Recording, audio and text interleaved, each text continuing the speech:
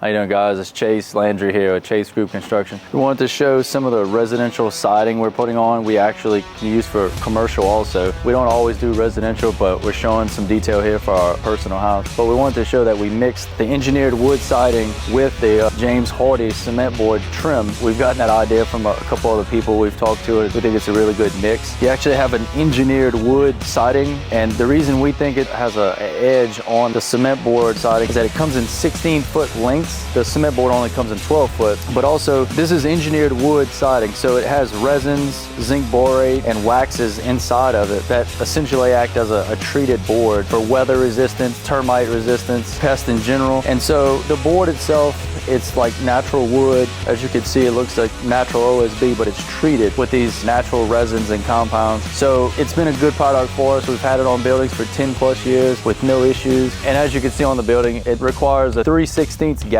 We go anywhere from 3/16 to 1/8 for expansion, but it's worked well for us. One of the things we always do and they recommend is whenever you cut a board, you always spray it with primer, so it just further protects it. Even though it's treated, it's just a further measure. But as you can see, we have all the trim in the fascia is all the James Hardie cement board trim. So we have cement trim, and we do that because it goes a little closer to the ground, and we just feel that that particular mix combination between the cement board and the siding is a good mix, and we like to try it and we like to use it on especially a residential combination, but we think it works well. And some of the other features about it whenever we're doing siding, and I think this goes for cement board siding as well as the LP Smart Side, is if you look up here, we have moisture barrier. It's just, in this case, a piece of 30-pound roofing felt that goes behind the siding, but it overlaps the next siding that's lower than it, so that if water gets behind the intersection of two pieces of siding, it'll overlap and go out of the building away from your sheathing and your moisture barrier. Anyway, that's a few details we want to point out on something like this, because we don't always do residential, but we feel like this could be applied in the commercial world, and we just think it's something that's a little off key, but we think it really works well. One thing I wanted to add to this video was the labor